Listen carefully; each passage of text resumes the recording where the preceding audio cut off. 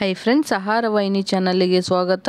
ಬನ್ ಪರೋಟ ಮಾಡುವುದು ಹೇಗೆ ಅಂತ ನೋಡೋಣ ಬನ್ನಿ. ಇನ್ನೂ ನನ್ನ ಚಾನಲ್ಗೆ ಯಾರು ಸಬ್ಸ್ಕ್ರೈಬ್ ಆಗಿಲ್ಲ ಅಂದರೆ ಸಬ್ಸ್ಕ್ರೈಬ್ ಮಾಡ್ಕೊಳ್ಳಿ, ಶೇರ್ ಮಾಡಿ, ಹಾಗೆ ನಿಮ್ಮ ಫ್ರೆಂಡ್ಸ್ಗೂ ಕೂಡ ಶೇರ್ ಮಾಡಿ. ಸಬ್ಸ್ಕ್ರೈಬ್ ಆಗದೆ ನೋಡ್ತಾ ಇದ್ದರೆ ಒಂದ್ಸರಿ ಸಬ್ಸ್ಕ್ರೈಬ್ ಮಾಡ್ಕೊಳ್ಳಿ ಪ್ಲೀಸ್ ಫ್ರೆಂಡ್ಸ್. ಈಗ ಬನ್ ಪರೋಟ ಮಾಡುವುದಕ್ಕೆ ಒಂದು ಪಾತ್ರೆಯನ್ನು ಇಟ್ಟುಕೊಳ್ಳಿ. ಅದಕ್ಕೆ 2 ಗ್ಲಾಸ್ ಅಥವಾ 2 ಬಟ್ಟಲು ಮೈದಾ ಹಿಟ್ಟನ್ನು ತೆಗೆದುಕೊಳ್ಳಬೇಕು. ಮೈದಾ ಹಿಟ್ಟು ನಿಮಗೆ ಎಷ್ಟು ಬೇಕೋ ಅಷ್ಟು ಕೂಡ ಹಾಕಿಕೊಳ್ಳಬಹುದು. ಸ್ವಲ್ಪ ಉಪ್ಪನ್ನು ಹಾಕಿ 1 ಅಥವಾ 2 ಟೇಬಲ್ ಸ್ಪೂನ್ ಎಣ್ಣೆಯನ್ನು ಕೂಡ ಹಾಕಿ ಇದನ್ನು ಸ್ವಲ್ಪ ಫಸ್ಟ್ ಕೈಯಿಂದ ಚೆನ್ನಾಗಿ ಮಿಕ್ಸ್ ಮಾಡ್ತಾ ಇರಿ. ಹಾಗೂ ಎಣ್ಣೆ ಚೆನ್ನಾಗಿ ಮಿಕ್ಸ್ ಆಗುವ ತನಕ ಮಿಕ್ಸ್ ಮಾಡಿ.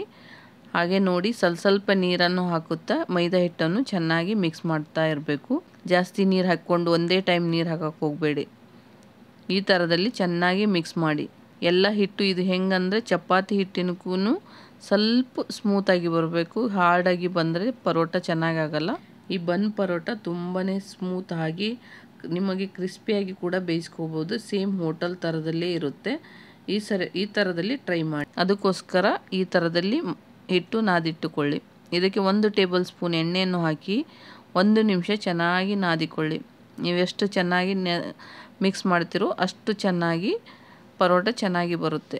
ಇದನ್ನು ಅರ್ಧ ತಾಸು ಅಥವಾ 1 ತಾಸು ಚೆನ್ನಾಗಿ ನೆನೆಯಲು ಬಿಡಬೇಕು. ಬನ್ ಪರೋಟ ಮಾಡುವುದು ತುಂಬಾ ಸುಲಭ ಫ್ರೆಂಡ್ಸ್.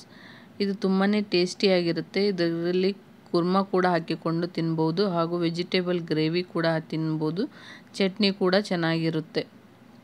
ಈ ಹಿಟ್ಟನ್ನು ಚೆನ್ನಾಗಿ ನೆನೆಯಲು ಬಿಟ್ಟು ಆಮೇಲೆ ಇದನ್ನು ಚೆನ್ನಾಗಿ ಮಿಕ್ಸ್ ಮಾಡಿಕೊಳ್ಳಿ. ಈ ಥರದಲ್ಲಿ ಹಿಟ್ಟು ರೆಡಿಯಾಗಿರಬೇಕು. ನೋಡಿ, ಈ ಥರದಲ್ಲಿ ಸ್ಮೂತಾಗಿ ಇದ್ದರೆ ಬನ್ ಪರೋಟ ತುಂಬಾ ಚೆನ್ನಾಗಿ ಬರುತ್ತೆ. ಇದಕ್ಕೆ ಸ್ವಲ್ಪ ಎಣ್ಣೆಯನ್ನು ಹಚ್ಚಿ ಚೆನ್ನಾಗಿ ಚಪಾತಿ ಆಕಾರದಲ್ಲಿ, ಆದರೆ ಚಪಾತಿಗಿನ್ನೂ ತೆಳ್ಳಗಾಗಿ ಲಟ್ಟಿಸಿಕೊಳ್ಳಬೇಕು. ಇದರ ಮೇಲೆ ಸ್ವಲ್ಪ ಎಣ್ಣೆಯನ್ನು ಅಪ್ಲೈ ಮಾಡಿಕೊಳ್ಳಿ. ಎಣ್ಣೆಯನ್ನು ಹಚ್ಚಿ ಈ ಥರದಲ್ಲಿ ಫೋಲ್ಡ್ ಮಾಡಿ. ತುಂಬಾ ಸುಲಭವಾಗಿರುತ್ತೆ. ಹೀಗೆ ಇದನ್ನು ಫೋಲ್ಡ್ ಮಾಡಿ. ಈ ಥರದಲ್ಲಿ ಫೋಲ್ಡ್ ಮಾಡಿದರೆ ಬನ್ ಮಾಡುವುದಕ್ಕೆ ತುಂಬಾ ಸುಲಭವಾಗುತ್ತೆ. ಈ ಥರದಲ್ಲಿ ಫೋಲ್ಡ್ ಮಾಡಿಕೊಳ್ಳಿ. ಒಂದು ಸೈಡಿಂದ ರೋಲಾಗಿ ಮಾಡ್ಕೊತ ಬಂದರೆ ಚೆನ್ನಾಗಿರುತ್ತೆ. ಆಮೇಲೆ ಆ ಕಡೆ ಸೈಡು ಈ ಕಡೆ ಸೈಡ್ ಲಾಸ್ಟ್ ಸೈಡು ಸ್ವಲ್ಪ ಕೆಳಗಡೆ ಬರುವ ಥರ ಈ ಟೈಪಲ್ಲಿ ಲಟ್ಟಿಸಿಕೊಳ್ಳಿ. ನೀವು ಲಟ್ಟಿಸಿನೂ ಕೊಳ್ಳಬಹುದು. ಕೈಯಿಂದ ಕೂಡ ಬನ್ ಪರೋಟ ಮಾಡಿಕೊಳ್ಳೋಕ್ಕೆ ತುಂಬಾ ಸುಲಭವಾಗಿರುತ್ತೆ. ಹಾಗೆ ಒಂದು ಪಾತ್ರೆಯನ್ನು ಎಣ್ಣೆ ಕಾಯಲು ಬಿಡಿ. 2 ಟೇಬಲ್ ಸ್ಪೂನ್ ಎಣ್ಣೆಯನ್ನು ಹಾಕಿ ಸ್ವಲ್ಪ ಚೆನ್ನಾಗಿ ಬಿಸಿ ಆದ ಮೇಲೆ ಈ ಪರೋಟವನ್ನು ಹಾಕಿ ಮೊದಲಿಗೆ ಬೇಗನೆ ತಿರುವಿ ಹಾಕಿದರೆ ಪರೋಟ ಸ್ಮೂತಾಗಿ ಬರುತ್ತೆ. ಮೊದಲೇ ನೀವು ಜಾಸ್ತಿ ಹಾರ್ಡಾಗಿ ಮೆರೂನ್ ಆಗುವವರೆಗೆ ಬೇಯಿಸಿದರೆ ಪರೋಟ ಹಾರ್ಡಾಗಿ ಬರುತ್ತೆ. ಅದಕ್ಕೋಸ್ಕರ ಮೊದಲೇ ನೀವು ಬೇಗನೆ ತೆಗೆದು ಉಲ್ಟಾ ಹಾಕಬೇಕು. ತಿರುವಿ ಹಾಕಿಕೊಂಡು ಬೇಯಿಸಬೇಕು.